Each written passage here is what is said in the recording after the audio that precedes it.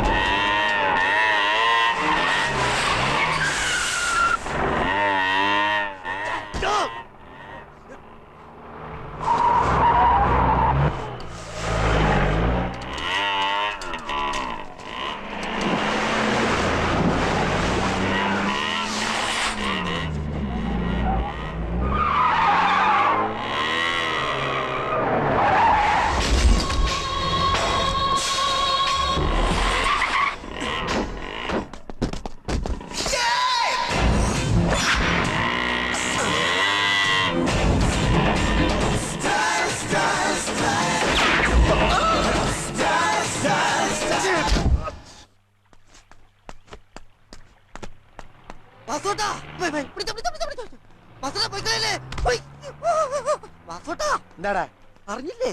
അവനാ വാലിബൻ കൊല കഴിഞ്ഞ് പരോളിൽ ഇറങ്ങിയവനാ. ഒരുത്തനെ കമ്പിപ്പാരയ്ക്ക് അടിച്ചു കൊന്ന് 2 വർഷമായിട്ട് മുങ്ങി നടക്കുകയാണെന്ന്. പിടിക്കാൻ വന്ന പോലീസുകാരനെ സിനിമയില് കാണും പോലെ പറന്ന് ചവിട്ടിക്കൊണ്ടിരിക്കുക. ഇനി അവിടെ നിന്ന് രക്ഷപ്പെട്ട് നമ്മളെ തത്തേങ്ങാനോ അടിച്ചോണ്ട് പോയേക്കോ.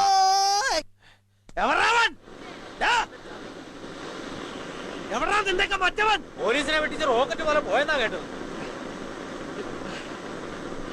കാണിച്ചിടണം ഞാൻ എന്റെ പെങ്ങളെ നീ പൊറപ്പിക്കല്ലടാ.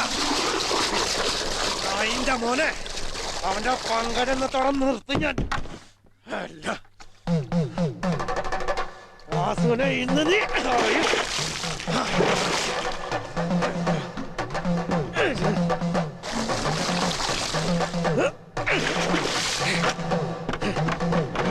കൊലയായിട്ട് നടക്കുന്ന നീ പെങ്ങളെ പൊറപ്പിക്കല്ല.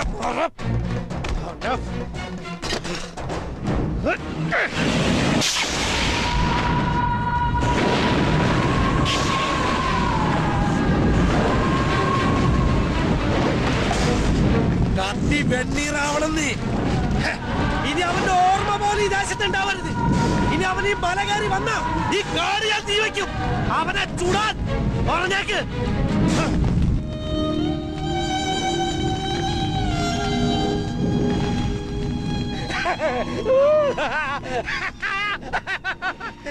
എന്റെ പാവാടക്കെട്ട് തീ വെച്ചവനാണ് നീ. നിന്നോട് കളിച്ചപ്പോ ഞാൻ കരിയായി, എന്നോട് കളിച്ചപ്പോ കണ്ടല്ല നീ കരിക്കട്ടയായി. നാളെ മുതൽ ഇരുപത്തൊടത്തിൽ വാലിബന്റെ സ്കോപ്പ് ലെൻസ് ഇംഗ്ലീഷ് കളർ. വാലിബന്റെ കൊട്ടയെ തീ വെച്ച നീതാണ്.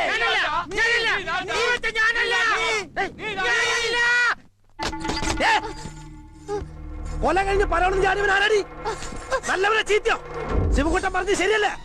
അവൻ നിന്നെ പേടിപ്പിക്കാൻ വന്നവരല്ലേ? ആ കണ്ണിയിലാണ് നീ കല്ല് വെച്ച് പ്രതീക്ഷിച്ചല്ലേ? അവന്റെ ഓർമ്മ പോലെ നീ ദേശത്തുണ്ടാവില്ല. അവന്റെ കൊട്ടായ കത്തിച്ച് ഭസ്മാക്കേണ്ടി ഞാൻ. ഇല്ല, ഞാൻ വിശ്വസിക്കില്ല. വിശ്വസിക്കില്ലേ?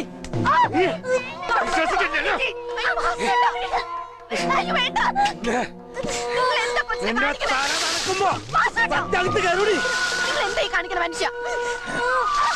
വേണ്ട, ഇനി നിന്റെ മനസ്സിൽ നിന്ന് ഓർമ്മകൾ അടിച്ചു കഴിഞ്ഞ് പടിയടച്ച് പിണ്ടം വെച്ചോ. ഇന്ന് രാത്രി ഞാനൊരു വാക്കത്തി പണിയാ. ഈ മണ്ണിൽ ഞങ്ങൾ കാലുകുത്തുക, അവന്റെ കഴുത്ത് വെട്ടാൻ.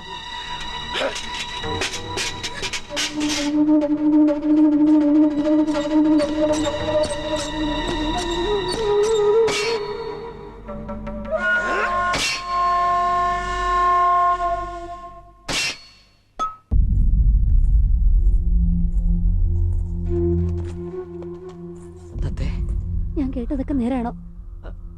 പറയാൻ. അതെ, എല്ലാം നേരായിരുന്നു.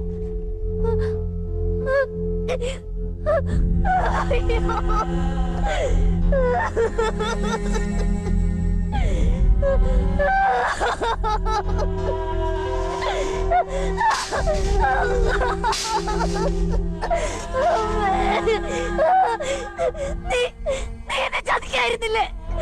അന്ന് നിന്നെ ആര് ചവിട്ടിയിരുന്നെങ്കിൽ ഇന്ന് ഞാൻ ആശിച്ചു പോവാ.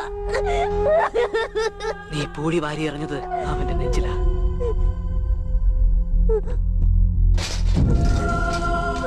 ആ നെഞ്ചിൽ സൂക്ഷിച്ച നിധിയായത് നിന്നെ ആദ്യമായി കണ്ടപ്പോ നീ വലിച്ചെറിഞ്ഞിട്ട് പോയ കാപ്പിക്കുരുമാല.